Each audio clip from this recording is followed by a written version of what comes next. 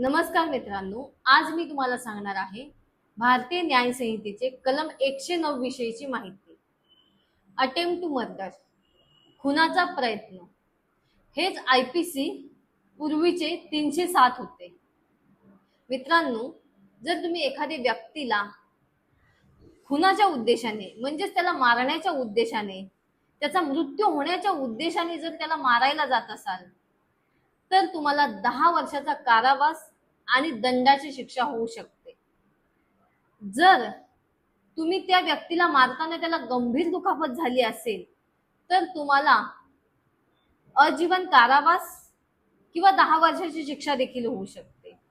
जर मित्रांनो असा एखादा व्यक्ती जो पहिल्यापासून आजीवन कारावासाची शिक्षा भोगत आहे आणि जर त्यांनी हा गुन्हा पुन्हा केला तर त्याला फाशीची शिक्षा किंवा आजीवन कारावासाची शिक्षा होऊ शकते।